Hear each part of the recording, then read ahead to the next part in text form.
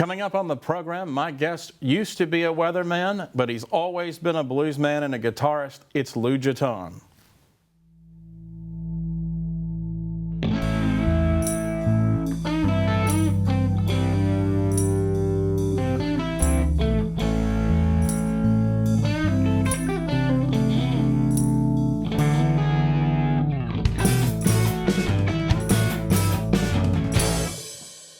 My guest today on the program is Lew Jetton, a man who truly needs no introduction.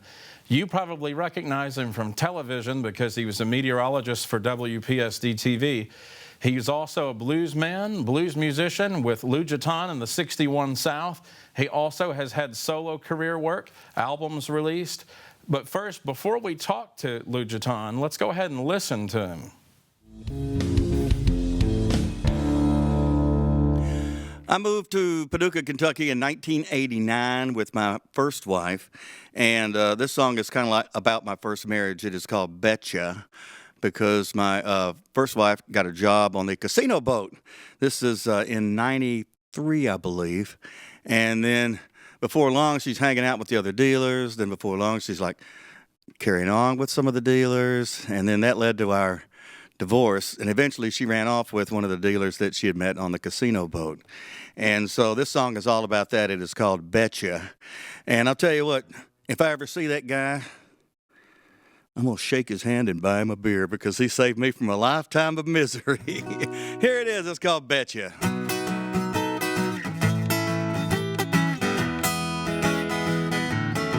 Well, you told me once, baby, you was a gambling girl, wise to me, baby, and the ways of the world, but I bet you, Lord, I bet you wanting, baby, who's loving on daddy tonight. Well, I came through for you when the chips were down, then I caught you running, baby, all around town, but I bet you, Lord, I bet you wanting, baby, who's loving on daddy tonight. Well, I grew till I found me a soft 21. Let me tell you, baby, she's a real honey bun. When I needed loving, well, she gave me some. We doubled down and now we're having lots of fun.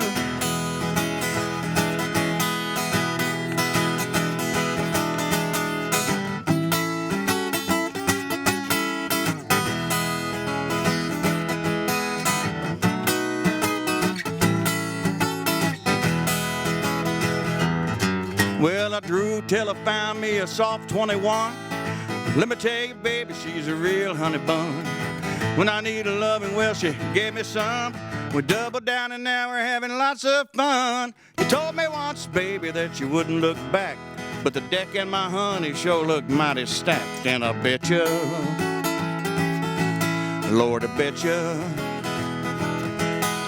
bet you wanting, baby, who's loving on daddy tonight. Betcha. This is a song I wrote several years ago. It's on my album Palestine Blues, and I don't play it as much out in public. I do a little bit, but not as much because it's more of a heavy kind of a song. It's about when I got laid off from a job, and I had never lost my job before in my life. But then I got laid off from this job, and I knew that there's a lot of folks that have been in the same position, and so I could empathize with them, especially if they lost their job, like me, through no fault of their own. And so this is a song that is called Mexico.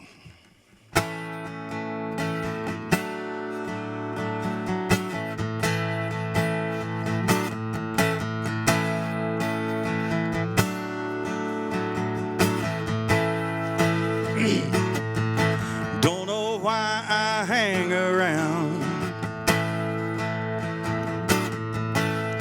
Nothing for me in this town.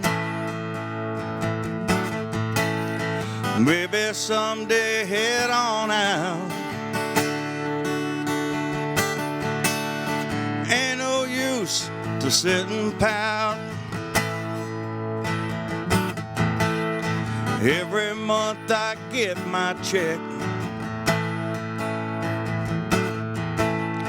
living off the government. I don't want to live this way, but I don't know another way. That's the way it goes since my job went to Mexico.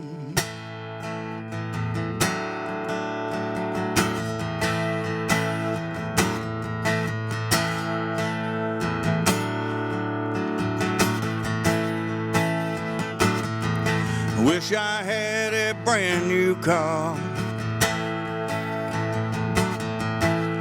Mine won't get me very far. I hope I get it fixed someday. Maybe then I'll drive away. I want to get so far from here.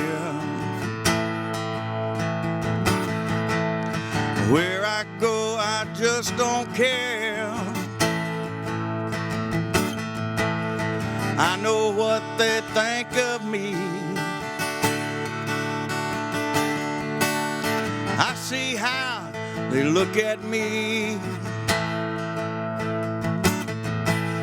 That's the way it goes since my job went to Mexico.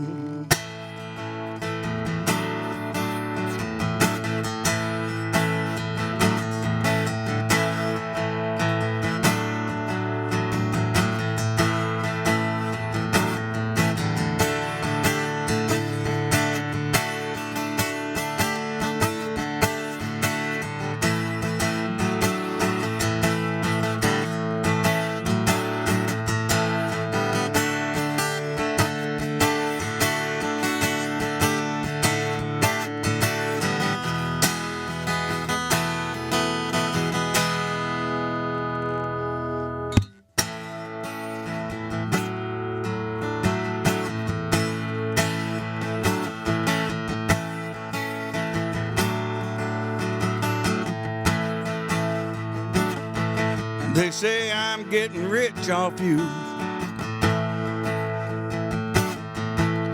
I ain't nothing but a fool. I wish they could understand. I'm just doing the best I can. That's the way it goes since my job went to Mexico. That's the way it goes since my job went to Mexico.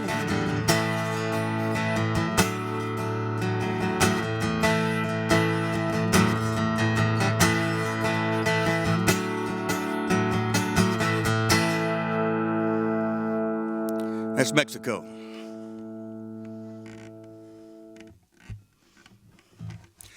I played the title track to our first album. This goes back to like 1999, 2000, somewhere in there. It is called State Line Blues, which is the title cut to the first album. The reason we cut the first album was we wanted to play some bigger festivals, and we thought if we had some product out there, like some CDs or something, we might be able to get into some bigger festivals. So we were getting ready to cut the album, and I was talking to the then president of the Nashville Music City Blues Society, and he said, let me tell you something. He said, put as many originals on there as you can. And so that's what we did. I'd never really tried to write much music before, but as it turned out, I was not as bad as I thought I would be. And this is one of the songs, State Line Blues, and it's kind of cool because it's got a line in there. It's called a state of mind is a state of mind. In other words, a state of mind is a state of mind. And I thought, well, that's a pretty cool little turn of a phrase. And so I put that in the song, and then it was playing at a festival several years later, and a woman came up to me and she said, I'm going to show you something. And she pulled her pants leg up, and she had those two lines tattooed on her leg. And she said, what do you think about that? And I said, well, I'm flattered, but I don't think I even like the song that much. So anyway, here's the State Line Blues.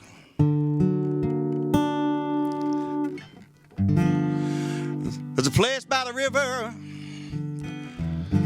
we both used to know. Music plays all night, and the whiskey surely flows. State of mind, Lord, it's a state of mind on the state line.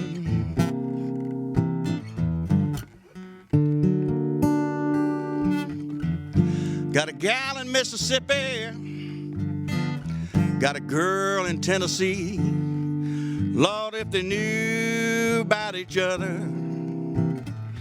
what would they think of me? State of mind, Lord, it's a state of mind on the state line.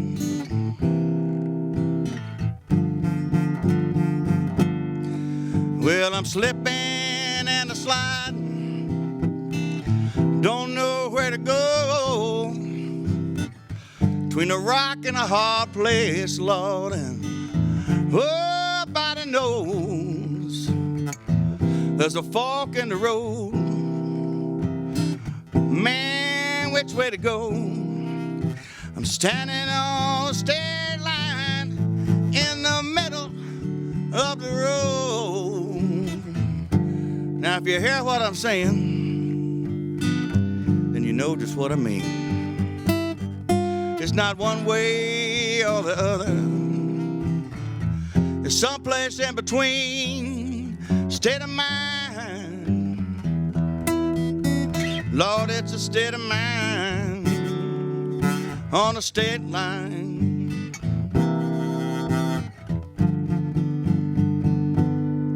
State of mind, Lord, it's a state of mind on a state line.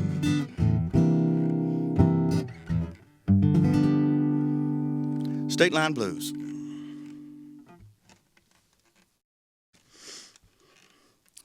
This is a song about if you ever meet somebody and you start going out with them and you think, well, this person is, they're really special and everything. And but then after a few weeks or whatever, you realize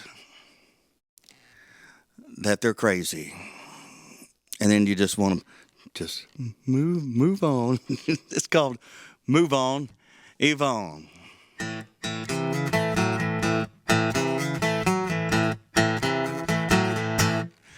Move on,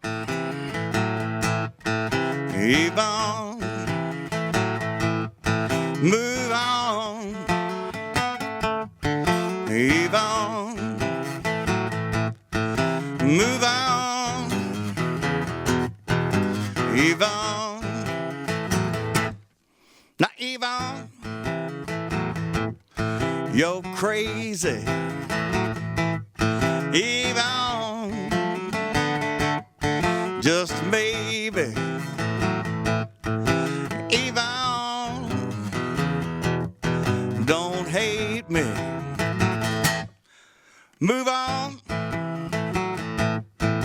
Yvonne. Move on, Yvonne. Move on, Yvonne.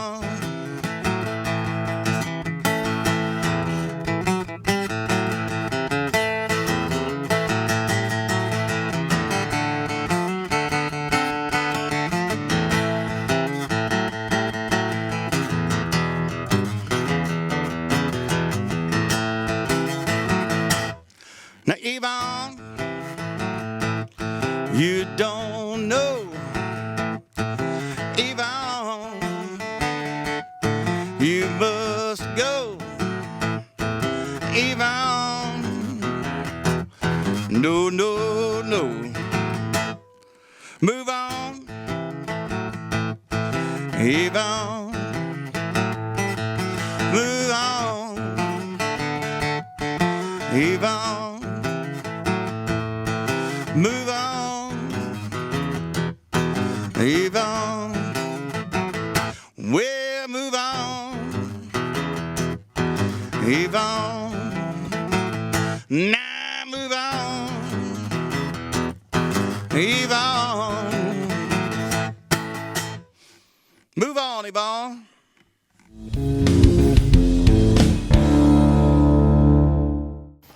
Welcome back. Joining me now is Lew Jetton. Lew, welcome to the show. I've talked to you about doing this, and I'm glad to finally have you here. Thanks. I'm glad to be here. I want to talk to you. So you've done weather, you've played guitar, blues music. First, let me ask, how did you, what sort of was the music bug that bit you? Everybody has a moment when they know when they wanted to play. When was that for you, you think? I first started loving the blues and the rhythm and blues when I was a little bitty kid. I was raised on a farm in Gibson County, Tennessee, and even when I was a little child, it was in the 60s. I was born in the 50s, and then in the 60s, I actually was one of the last people that actually did pick cotton by hand when I was a little kid. Yeah, we would all be out there in the field and with those big long sacks that you see, you know. And then the mechanized cotton pickers came in a few years later. But we would be out there picking cotton and singing. And we're singing, some of the old gospel songs, down by the riverside, Swing Low and Wade in the Water and all that kind of stuff. So I had a connection with it even when I was going back as a little kid. Mm-hmm. And you did you play an instrument in school, like high school or college? I was in a high school band. I played trombone. And it was really cool. It was at the Peabody High School in Trenton, Tennessee. Mm-hmm. And we had some great band directors and some great mentors. And I always tell people that I'll never forget when I was a freshman in high school, they would bring in college kids from UT Martin to help us with our band camp. And those kids went on to do great things. One of them actually is the mayor of Trenton, Tennessee now. Oh, cool. But one of the other ones is a guy named Chris McDonald, who was a great arranger and became one of the top horn arrangers in Nashville and still is. Mm-hmm. In fact, I'm Facebook friends with him. I saw he was playing trombone in the low brass section, backing the Who with the Nashville Symphony. And then another one of the kids, that came down to help us out was a guy from Milan, Tennessee named Buddy Leach. Mm-hmm. And then he was a great saxophone player.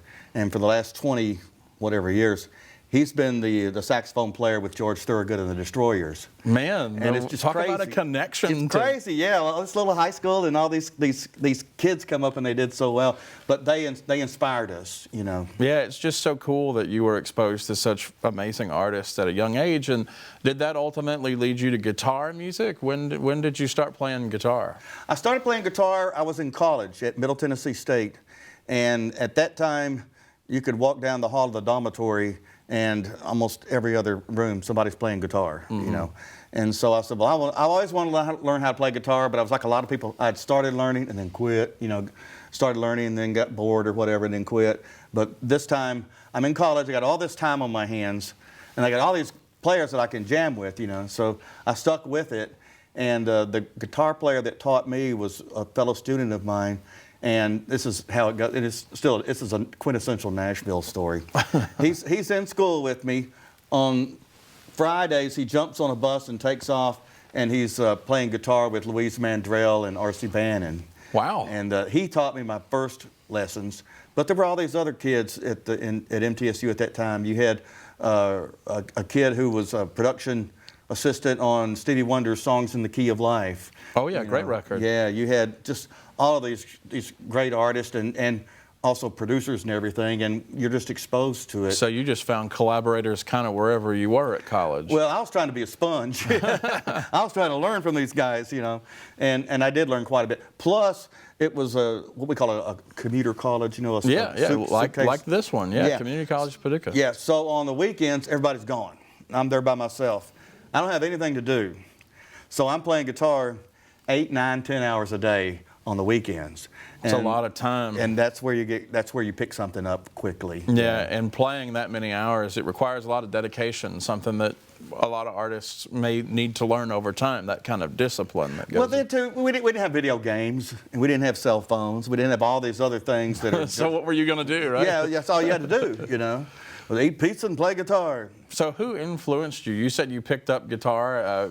Obviously, somebody had to. If you've heard it and you were like, "Oh, I'm in." What was it? There was several. You talking about guitar players? Just artists in general who inspired you for music, but sure, guitar players too. Yeah, there were several. Of course, Chuck Berry was one that inspired a lot of us. But back in those days, Clapton. Oh yeah. You know, probably the biggest one was Jimi Hendrix. My favorite of all time. Yeah. So I'm with you there. And in fact, when I went to Seattle several years ago, I made it a point. I told my girlfriend, I said, we got to take an Uber and go out to Jimi Hendrix's grave, and so I could leave a pic on his tombstone, and that's what I did. Yep. It was big for me because he was the most inspirational for me. And to me, there was stuff he was doing then that they still have not really been able to. Yeah, what was it about recreate. Jimi Hendrix that you liked so much? For me, it was just that fuzziness that he had, the wah-wah sound. Voodoo Child was the first song I heard, and I was blown away. He more than anybody else, especially during that era, and you could argue even to this day, marries the rock and the blues. Mm-hmm. It's the electric blues taken to a new level with the rock, but also the pedals, the fuzz tones and the octave things, pedals that he used to use. Mm-hmm. Some of those pedals were actually invented just for him. People would say, oh man, this guy's into pedals, and so they would invent them just for him. That's the way a lot of those came about. And they were given to him, hey, I can't wait to try them out, Yeah, and his music went from being like pop 60s rock and roll, but as his career went on, he got into more blues and soul with Band of Gypsies and all of that too. But he could do a lot of stuff a lot of people don't remember, or maybe they haven't heard about, because one of the big albums that came out in that era was Sgt. Pepper. Oh, yeah. And on the day that Sgt. Pepper's Lonely Hearts Club Band album came out, the Beatles, they were off that night, but they went to hear Hendrix at this club. Have you ever heard this? I think I know this story, but please do tell. And Hendrix fired up and played the song Sgt. Pepper's Lonely Hearts Club Band, and the Beatles were just blown away. How did he learn that? How did he learn that so fast? And da-da-da-da-da-da-da. But he had a gift. But when you go back at looking at his life, there were steps, And that was the one thing that I didn't know, was that growing up, and the people that really knew him, they knew him as Buddy. That's what they called him. But he would go through those little steps where he's playing with this little band, then he's playing with this one, then he's playing with the Isley Brothers, then he's playing with Little Richard. And there's Curtis Knight and the Squires. Oh, yeah. But all of that brought him up to the level that he finally aspired to and achieved, Yeah, it must have really been something to go see his gravesite. September 18th, 1970 would have been. Yeah. And I think, and you correct me if this is wrong, you may know more about this than I do, I'm pretty sure that's the reason that Eric Clapton switched over to a Fender Stratocaster. I don't know, but I would believe it. He saw Hendrix playing a Strat, and he said, that's some of the sounds that I want. Because up until then, Clapton was playing Gibsons, Yeah, in the Cream days. Yeah. And I not to pivot too much, but I think a lot of folks know you from doing weather and being the meteorologist on WPSD, at least in this area. How did you get into weather at the same time as playing blues music? I mean, obviously you can do both. It's just an interesting pairing. Well, when I graduated from college in '81. I needed a job. And I was near Nashville, so I said, okay, I see all these Nashville cats. I said, I cannot compete with them. The only way that I could do anything in music would be like singer-songwriter kind of stuff. I can't, I just don't have those chops, But anyway, so I had to get a job, And so I got a job, first of all, in radio at WIRJ in Humboldt. And then I got a chance to go to Channel 7, WBBJ in Jackson, Tennessee. And at that time, I put the guitar under the bed. I didn't play at all. I was married to Well, you were focused on some other things. I was married to my first wife. I was trying to get my career going and everything. And so I got a job in '83 doing the weather. I was a backup to the main weather guy, but also doing news reporting in the field reporting for the Channel 7 in Jackson. And I mean, when I say field report, I did it all. I did camera, editing, producing, writing, the whole shebang. I believe that's called multimedia journalist now. It's come back to that now. Yeah. Back then, that's just what we did. And but during that time too, I was only there for a few months, and then the main weather guy left, and they said, "Okay, you're the main weather guy." The reason they made me the weather guy to begin with was because I came from a radio background, so they knew I could ad-lib. Yeah. Oh, And yes. So that's why they made me the backup. And then he gave me a short tutorial, maybe about 10 minutes, about how to do the weather on TV. And to this day, it was the best tutorial that I ever got about how to do it. And so I started doing the weather, but I could do anything. And then they had a chance, well, we need some help in sports. So they moved me over to there, and I did that for a while. And then I got a call in '89 from Paducah. And they said, we need a weekend weather person. We need somebody that can pick it up and start right away. Can you do it? And I said, yeah, because coming out of college, there was only a few stations I really wanted to work at. Yeah. One was Channel 6 in Paducah at that time. The other one was Channel 5 in Memphis, and the other one was Channel 4 in Nashville. What was it about Paducah that drew you in? It's just a good station. It had a great reputation nationally at that time.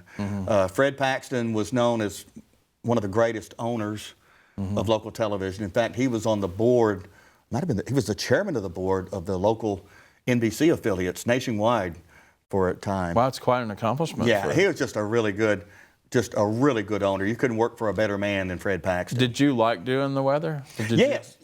I like doing the weather because when I was doing the news, some of the stuff in the news is not very pleasant.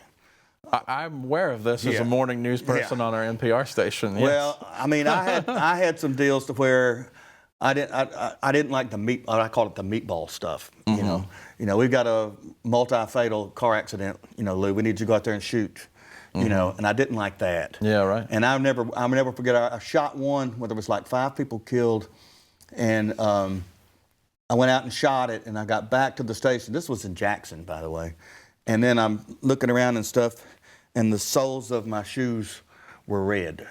Oh, no. And I said, I just do not enjoy this. Yeah, that's... Now, with the weather, I like the weather because it's... When you're doing the severe storm coverage, you're actually really helping people. When you're helping people plan their week because of the weather or the weekend, you're actually helping people. And when you're not, you can take kind of a lighthearted approach to it, and maybe even make them smile or laugh a little bit, and doing something silly. And if you've seen me long enough, I'm really good at doing silly stuff. And so there's a blooper or something on the TV. Yeah. There's some blooper reels out me on YouTube of me. But anyway, because that's what I used to say. And I was really blessed at Channel 6 in particular. I always had great ratings. I always had great numbers with the viewers and everything. And that was always my attitude. I said, look, 365 days of the year, maybe about 30 of those, you're going to have severe storms. And the other 335, you better give people a reason to watch, right. Whether it's entertaining or whatever, making them laugh or smile or just being their friend. Feel like they're part of the community with you. Yeah. I mean, you want them to feel like that they're your friend, And with me, for most of it, I said, pretty much what you see is what you get. Yeah, and they wake up or go to bed at the same time with you. Oh, yeah. So I like that part of it. When did you get back into music? Now, in 1993, my first wife and I divorced, and I didn't have anything to do, so I got the guitar out from under the bed. dug her out there. And started back playing, and then a friend of mine was working part-time at a music store in Lone Oak. And it was a guy named Lane Hendrickson. He was in a band, he was in 61 South. I was not an original member of 61 South, but he was.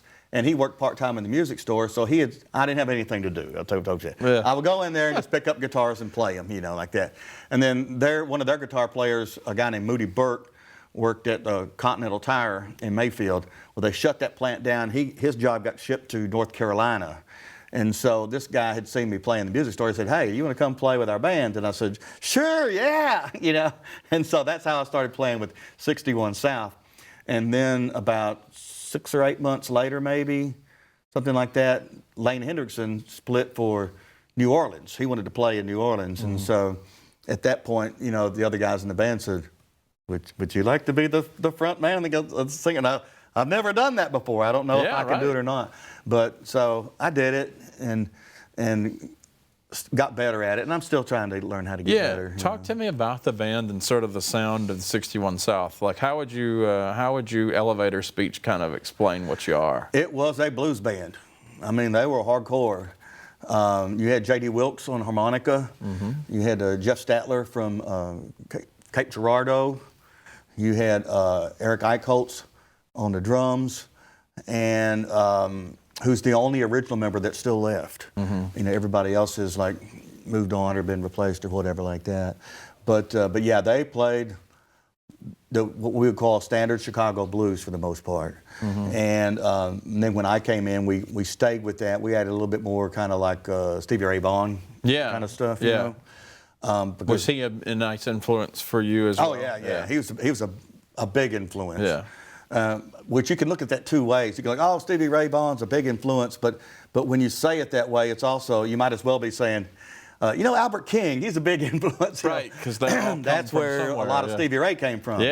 And so Stevie Ray brought a lot of that into his stuff, and people, because of him, a lot of people were exposed to people like Albert King and Freddie King as well. And so did you take 61 South on the road before or after you left the weather world? I was still doing the weather.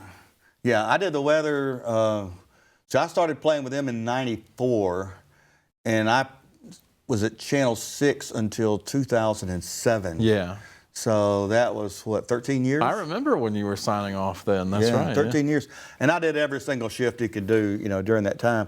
So what I played with 61 South at that time was pretty much limited to weekends and pretty much regionally. I mean, we played some outside of the area, some. You know, we played Evansville, up around the Kansas City, Missouri area, down into Mississippi, Clarksdale, Mississippi. Yeah, did you ever tour or play down further into the South, sort of the blues delta, if you will? No, the closest I played probably is Clarksdale, which is... It's Robert Johnson territory. That's, you know... It's pretty bluesy. I mean, when you look at the list of people from that little area, it's mind-blowing. But there, and in Helena, Arkansas, where they had the King Biscuit Blues Festival, I never played the actual festival, but they had like different places that would have other bands going at the time, and I played in some of those. And you put out a debut album for them in 2000, right? 2000, yeah. We had the guy at that time, I wanted to put out a CD because I thought we could get into some bigger festivals, you know. And it was going to be all covers. And then the guy who at that time, they had the Music City Blues Society, which I think it's been replaced by a different one now, but the guy that was the president of it at that time, he told me, he said, put as many original songs on there as you can. Right, yeah. And he said, it'll make a big difference. And I never even tried to hardly write a song at that point. Did you just think at the time that you would put on it what you thought folks would recognize and be familiar with? No, I mean, I would get... It's funny that the songwriting part came kind of easily to me, because then again, when you're talking about blues, you're not talking about brain surgery for the most part. You're talking about like three basic chords, you know, what we call a 1-4-5, and then you're building off of that. I always said blues is technically one of the easiest things to play because you got three chords, you know, but to play the blues good. That's when you got to put the soul into it and the mojo and all that. Right. That's the hard part about playing the blues, is to, you know, get that grease in there. Are you playing any songs off of that record today? Oh yeah, I still play a bunch of them, like State Line Blues, Homegrown Tomato is another one I play off of that one a lot.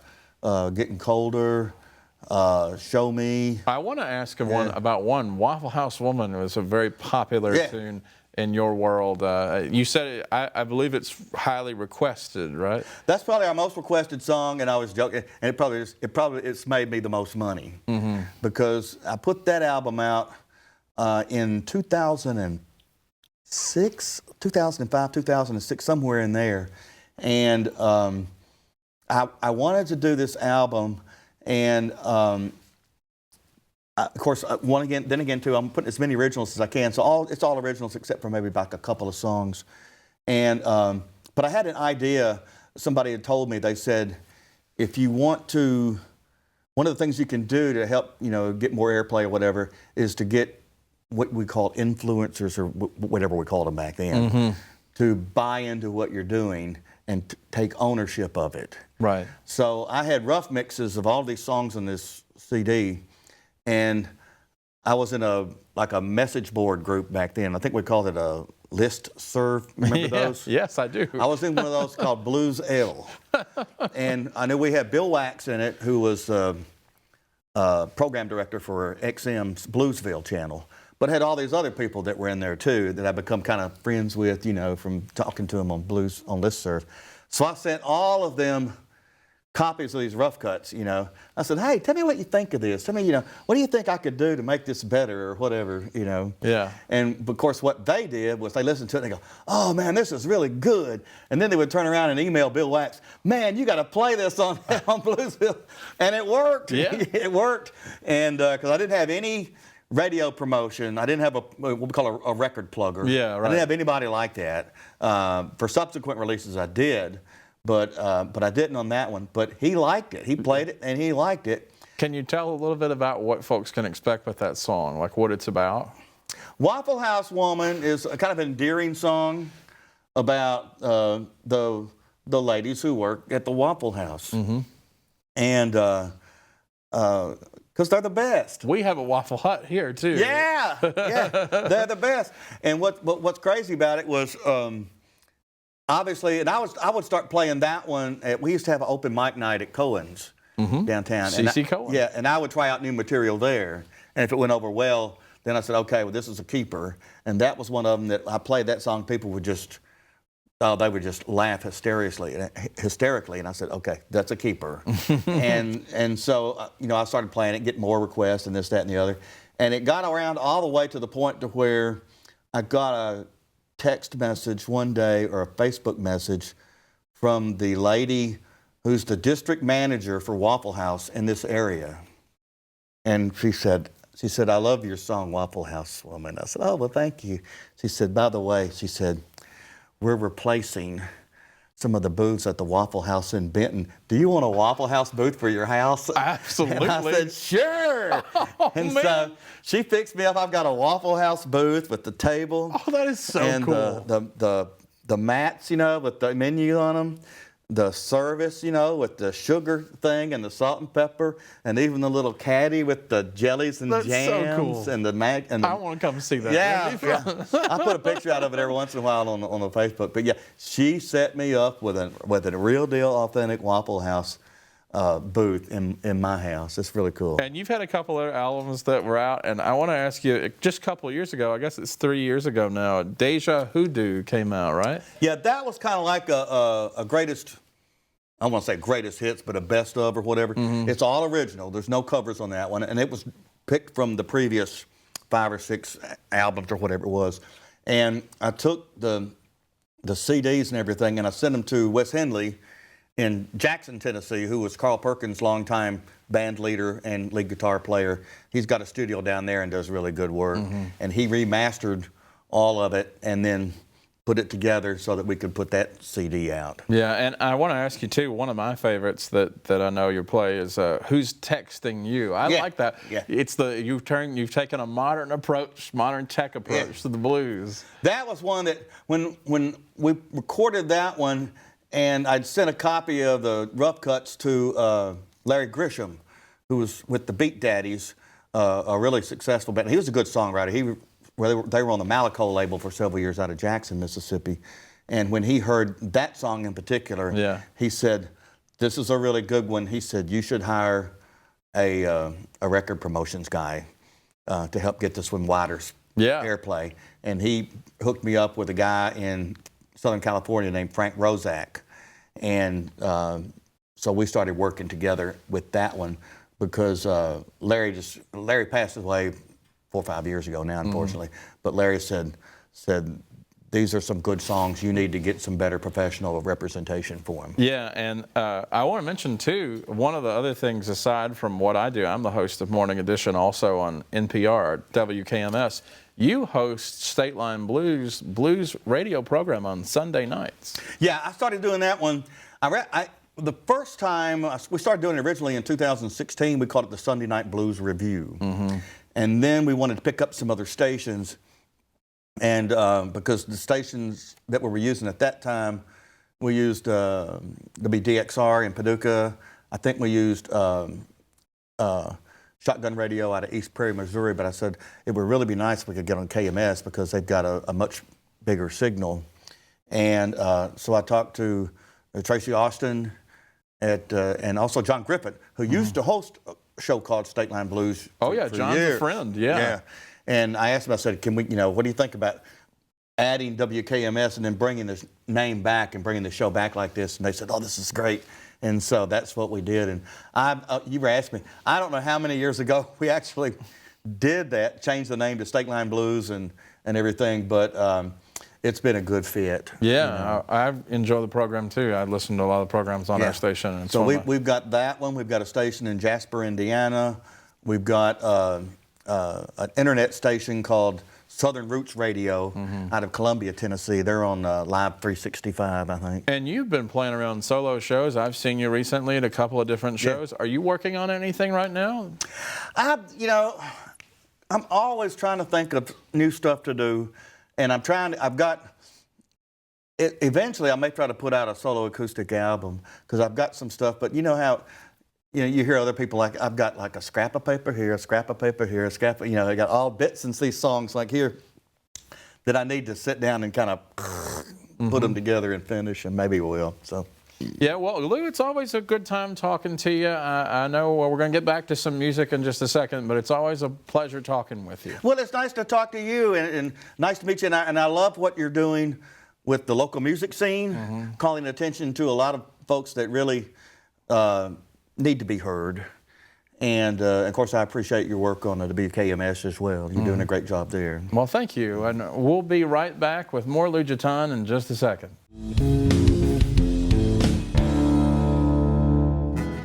Okay, Waffle House Woman. Our most requested song. It actually got a lot of airplay on XM Sirius Bluesville for an entire summer. And it's our most requested song when we're out playing festivals outside. So the way I come up with the song, I was at open mic night at the Bluebird in Nashville one night, and there was a comedic guitar player singer, and he would try out new material at open mic night. And if it went over well, then he would include that as an act. And he did a song one night, this night in particular, about his wife had left him, and he was heartbroken and didn't know what to do. And then one night he was driving through Alabama, and he stopped at a Waffle House to eat, and lo and behold, his ex-wife was a waitress in the Waffle House. And he thought to himself, you know what? Revenge don't get any sweeter than this. But anyway, so I said, I got to do a Waffle House Woman song. Mine went the other direction because I always loved Waffle House, and I always loved, in particular, the people that work at the Waffle House. They what do you call that? The salt of the earth. Anyway, Waffle House Woman.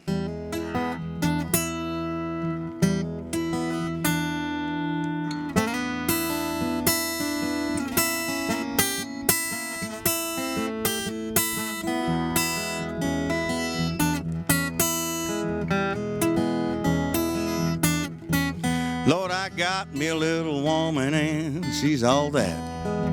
Yellow apron and a little paper hat. She's my Waffle House woman. Waffle House woman. Loving to go with a sweet jelly roll. She's my Waffle House woman. She take my order from across the room. All that good loving and I dust my broom. She's my Waffle House woman. Waffle House woman. Loving to go with a sweet jelly roll. She's my Waffle House woman. She gets off work about 4:45. Loves me over easy with the grits on the side. She's my Waffle House woman. Waffle House woman. Loving to go with a sweet jelly roll. She's my Waffle House woman.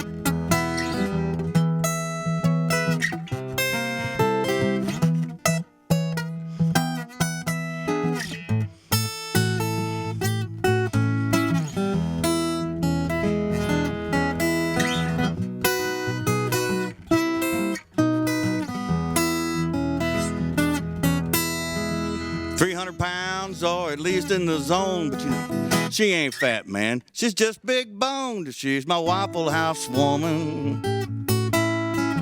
Waffle House woman. Loving to go with a sweet jelly roll. She's my Waffle House woman. Loving to go with a sweet jelly roll. She's my Waffle House woman. Loving to go, and Lord, don't you know she's got one sweet jelly roll. Scattered, smothered, covered, all you can eat all night long. She's my Waffle House woman. Waffle House woman.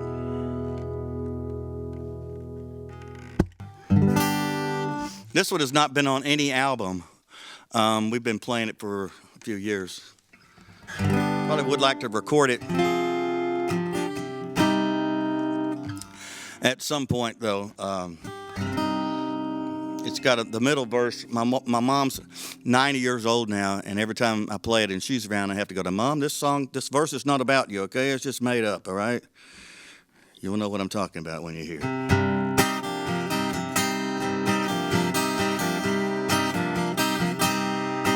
I got 3 letters in my mailbox, 3 letters that somebody sent. One from my baby, one from my mama, and one from the government. My baby, she sent me a letter. She said, I don't love you no more. But said the best thing that you can do is move on and leave me alone. I got 3 letters in my mailbox, 3 letters that somebody sent. One from my baby, one from my mama, and one from the government.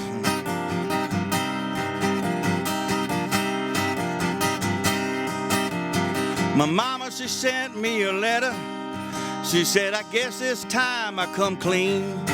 I always told you that your daddy was Jimmy Bob, but it really is Buddy Green. Oh no! I got 3 letters in my mailbox, 3 letters that somebody sent. One from my baby, one from my mama, and one from the government.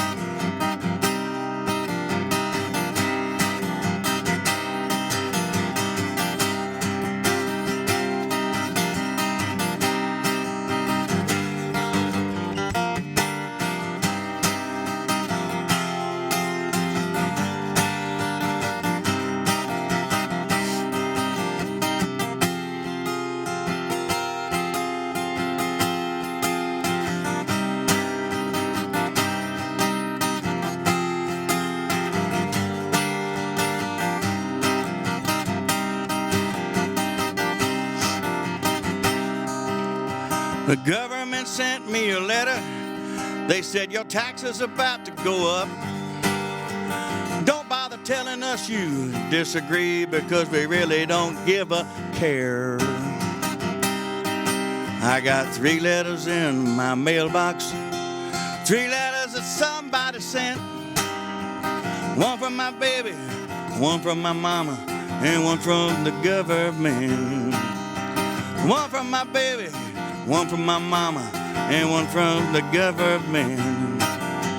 One from my baby, one from my mama, and one from the government.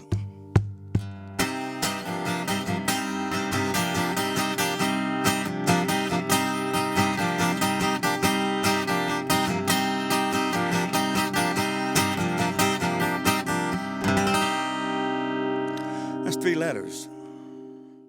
I don't remember what album it was on. I think it was on a Rain album. And it was all about people that stay on their cell phone a whole lot more than they should, much more than they're supposed to. And sometimes it becomes a source of disagreement, shall I say, between couples. And this is one of those. It's called Who's Texting You?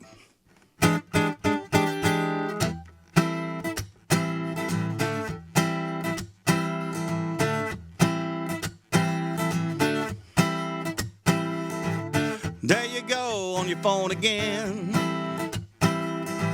Ask who it is, say just a friend.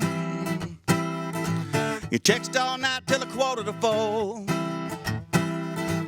I never had a friend like that before. Who's texting you?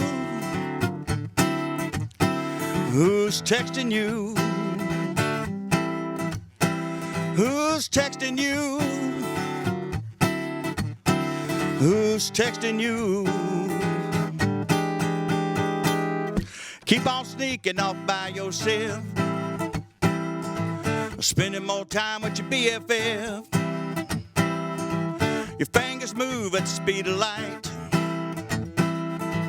Give me that phone or we're gonna fight. Who's texting you?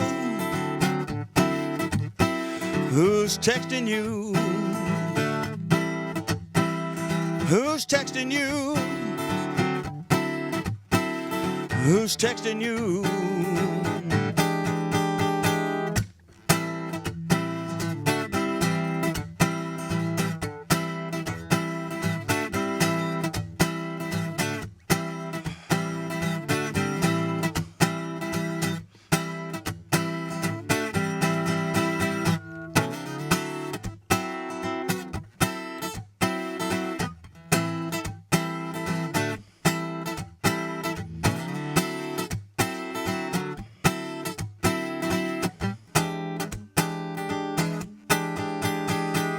You're cheating on me with a man on the phone. Matter of time for you all alone. I'm sick and tired of this disrespect. I think it's about time we disconnect. Who's texting you? Who's texting you? Who's texting you? Who's texting you? Who's texting you? Who's texting you? Who's texting you? Who's texting you?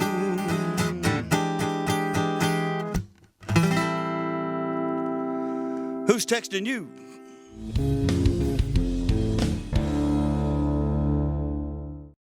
Well, thank you, Lew, again for coming on the show. It's always a pleasure talking with you. I love going to see your shows, and you're welcome to come back anytime you want to play some music. Okay, let's do it next week. I'm just kidding. I'm just kidding. Okay, all right. That was my guest, Lew Jetton. Thanks for watching. Hope you'll join us next time.